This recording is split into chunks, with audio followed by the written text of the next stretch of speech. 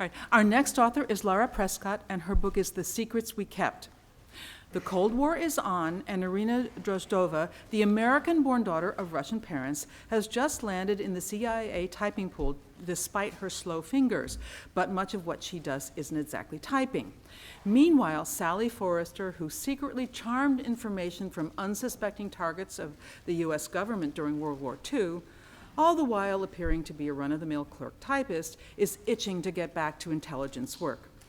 In this debut novel, these two women are brought together on one extraordinary mission. Simply put, by one of the high-ups, it's about a book. The book in question is Boris Pasternak's Dr. Zhivago, and how Irina and Sally helped get that manuscript out of the Soviet Union is intertwined with the love story of Pasternak and his mistress, Olga Ivinskaya, who endured the Gulag because of him. So, history, espionage, romance, great literature, and women triumphant. It's all here, with relationships and loyalty skewing unexpectedly. Maybe you know about Boris and Olga, and you know about the larger Soviet experience, and maybe you're expecting the frisson of intelligence work from a book that's billed not just as literary fiction, but as a thriller. But soon you will realize that you have never read anything quite like this before.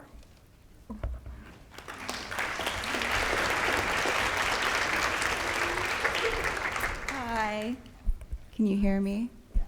Thank you so much for being here. When I saw the poster out back, I took a picture of it and posted it to Instagram. I was like, can you guys pick out the fangirl here? Because it's definitely me.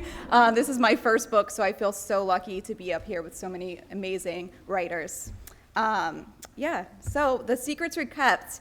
So the inspiration behind my novel goes way back. I mean, way back. I have my parents to thank for naming me Lara after Boris Pasternak's heroine in Dr. Zhivago. Has anyone read the book? Librarians, yeah? Or seen the movie, David Lean?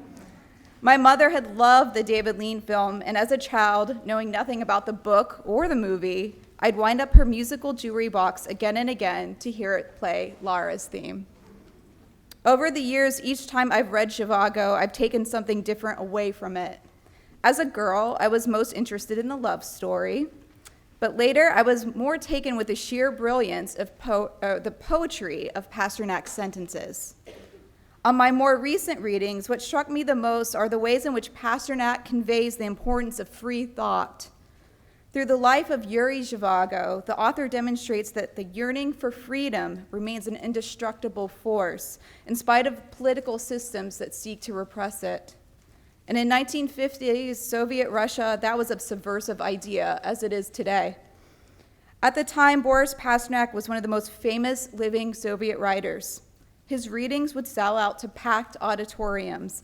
Fans would stand and shout lines from his poetry, unable to contain their excitement before he even finished. I mean, he was famous.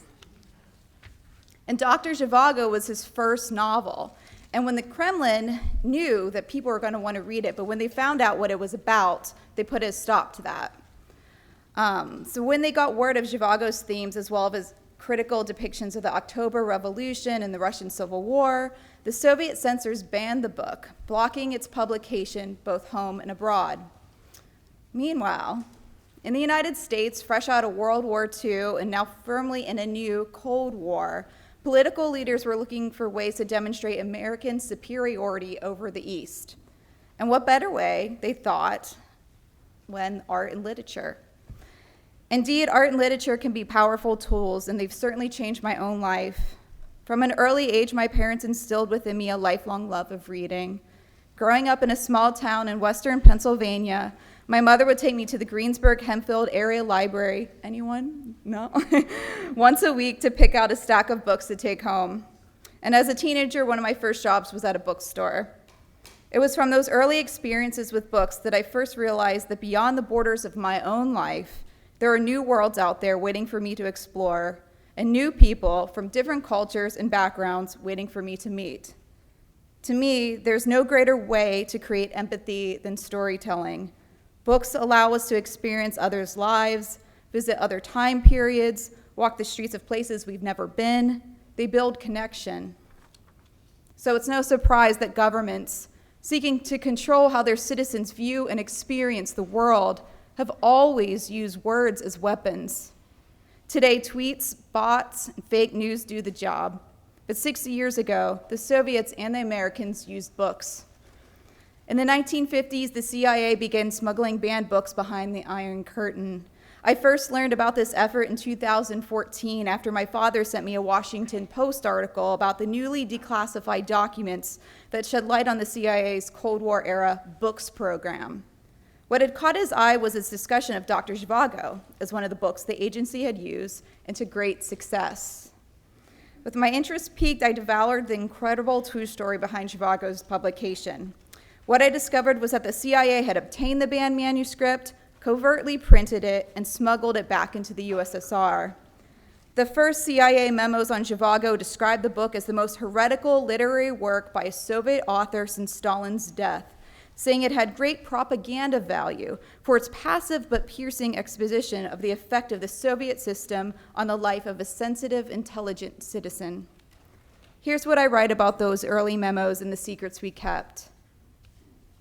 The memo passed through SR faster than word of a break room tryst during one of our martini-soaked Christmas parties, and spawned at least half a dozen additional memos, each seconding the first, that this was not just a book, but a weapon, and one the agency wanted to obtain and smuggle back behind the Iron Curtain for its own citizens to detonate. That, of course, is a fictionalized account, but it was seeing the actual memos from the CIA, with all their blacked out and redacted names and details, that first inspired me to want to fill in the blanks with fiction. The first voice that came to me was that of a group of fictionalized CIA typists working at the agency. Years before pursuing my dream to become a novelist, and this is my first novel, I've had a successful career as a political consultant, living and working here in DC. I knew what my own experience in that world had been like, marked by sexism and inappropriate behavior, surrounded by powerful men with big egos. And I imagined what it must have been like for these women in the 1950s, long before women's liberation, more than half a century before Me Too. With that background, as I began writing, I imagined all the idealistic Ivy League men at the CIA working on the mission, and behind them, the women in the typing pool. While most eyes gravitate towards the famous men in the spotlight, I've always been more intrigued by the women in the background. I chose to focus my story on these women, telling it first through their voice, and it was their voice that first came to me. We typed 100 words per minute and never missed a syllable. Our identical desks were each equipped with a mint shell, Royal Quiet Deluxe typewriter, a black Western Electric rotary phone, and a stack of yellow steno pads. Our fingers flew across the keys. Our clacking was constant. We'd pause only to answer the phone or to take a drag of a cigarette. Some of us had managed to do both without missing a beat. We came to the agency by way of Radcliffe, Vassar, Smith. We were the first daughters of our family to earn degrees. Some of us spoke Mandarin. Some could fly planes. Some of us could handle a Colt 1873 better than John Wayne. But all we were asked when interviewed was, "Can you type?" This is the first verse I hit upon while writing, and over the course of 3 years, I expanded it into the secrets we kept, using the CIA's typing pool as a kind of Greek chorus to drive the narrative. But as I dove deeper into my writing, I realized I was missing half the story. I subscribed to the thought, read 100 books, write one, which is certainly what I did. I poured over book after book about the Cold War, Boris Pasternak, propaganda, CIA history, Russian history, and more. Then, one book in particular caught my attention. A Captive of Time is the autobiography of Olga Ivanskaya, Boris Pasternak's real-life mistress and muse, and the inspiration for Lara and Dr. Zhivago. Ivanskaya also played a pivotal role in Pasternak's writing process in helping to bring Zhivago to the world. In fact, she was sentenced twice to the Gulag in hard labor for her involvement with him, but she stood strong. After reading her story, I knew that I couldn't just tell my novel through the women in the West. There had to be an Eastern thread as well, told through Olga's lens. Over the years, Olga's story and reputation have been suppressed by those wanting to preserve Boris Pasternak's legacy. So above all else, I wanted to give her a voice once more. I also wanted to give a voice to the long-forgotten women spies of the early CIA, women who I think monuments should be built to mark their courage and contributions.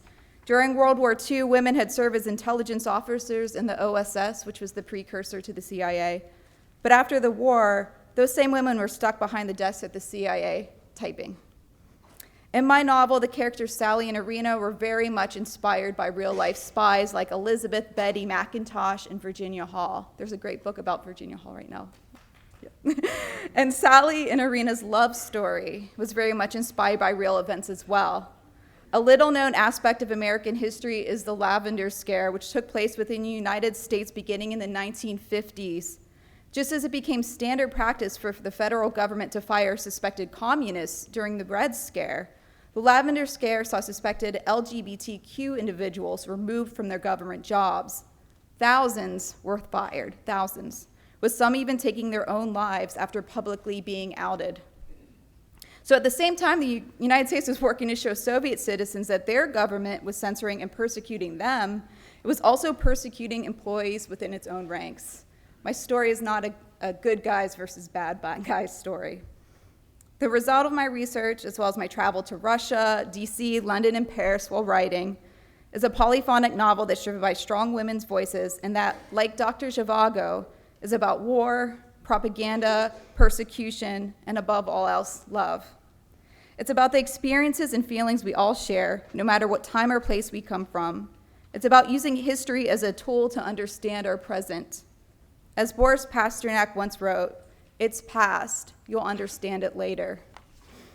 And in a time where there's so much talk of building walls and rhetoric emphasizing all that makes us different, it is almost a revolutionary act to imagine what makes us similar. That's the power of books. That's why you're all here. And that's the power of storytelling. So thank you. I hope you all enjoy my book, The Secrets We Kept.